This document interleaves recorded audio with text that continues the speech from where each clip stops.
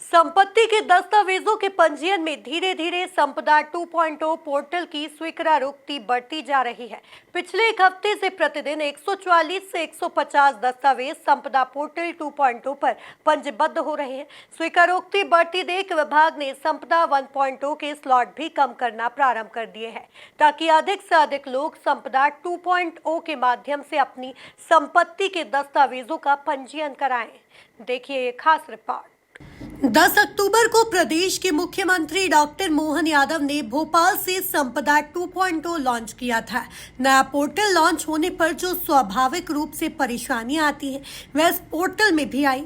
यही कारण था कि शुरुआती दौर में नए पोर्टल के माध्यम से अपने संपत्ति के दस्तावेजों का पंजीयन करने में सर्विस प्रोवाइडर और आवेदक दोनों ही रुचि नहीं ले रहे थे। लेकिन अब धीरे धीरे जब इसकी समस्याएं दूर होती जा रही हैं, तो नए पोर्टल 2.0 की स्वीकारोक्ति बढ़ने लगी है। वरिष्ठ जिला पंजीयक दीपक शर्मा के अनुसार पिछले एक हफ्ते से प्रतिदिन 140 से 150 दस्तावेज नए पोर्टल पर रजिस्टर्ड हो रहे हैं।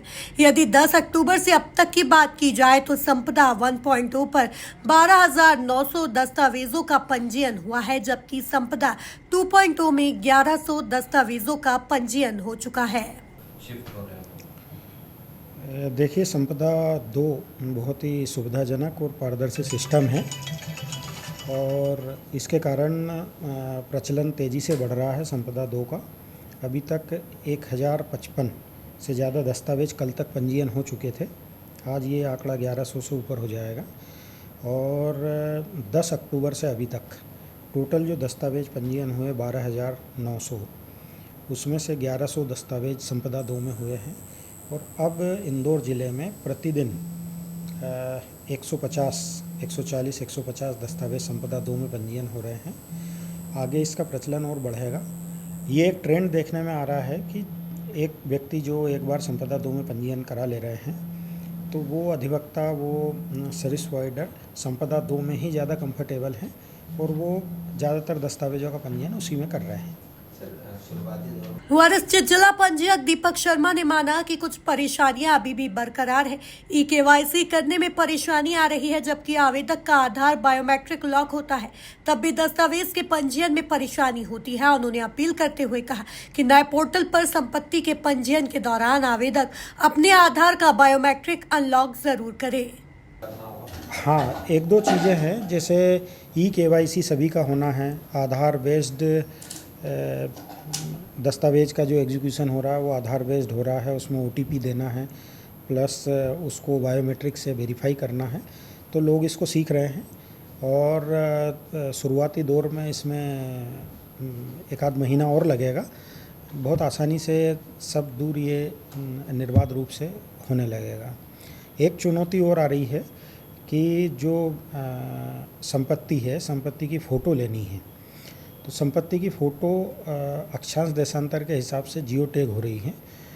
जब तक सही लोकेशन पे फ़ोटो नहीं ली जाएगी, तब तक वो फ़ोटो कैप्चर सॉफ्टवेयर नहीं करेगा। तो जहाँ पे ऐसी विसंगतियाँ, मैं अपील भी करूँगा सेवा प्रदाताओं से, पक्षकारों से, माननीय अधिवक्ताओं से, कि जहाँ ऐसी दिक्कत आ रही है वो हमको बताएं।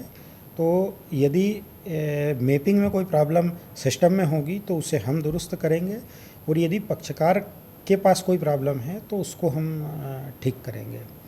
एक और मेरा इसमें अनुरोध है, आपके चैनल के माध्यम से मैं बताना चाहूँगा कि जो कई पक्षकार ऐसे होते हैं जिनने आधार पे बायोमेट्रिक लॉक किया होता है, तो वो जब लॉक्ड होता है तो बायोमेट्रिक वेरीफाई नहीं होता है और सिस्टम एरर दिखाता है रजिस्ट्री करते समय।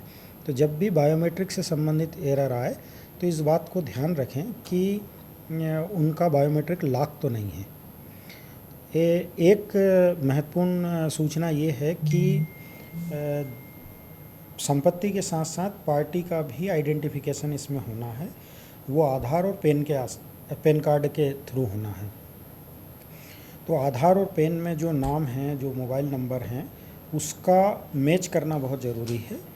इसका ज़रूर ध्यान रखें पक्षकार दस्तावेज का पंजीयन कराते समय कि वही मोबाइल नंबर बताएं जो आधार से या पैन कार्ड से लिंक है। देखिए, ऐसे लिखित में कोई निर्देश नहीं है, लेकिन स्लॉट की संख्या संपदा 1 में कम की जा रही है, चूँकि परिवर्तन मानवीय स्वभाव है कि जब भी परिवर्तन होता है तो व्यक्ति को नई प्रणाली को उपयोग करने में एक झिझक सी होती है।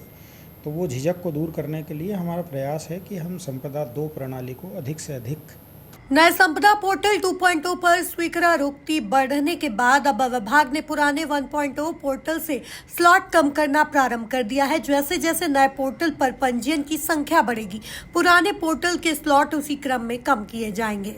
Bureau report, MP news, Indore.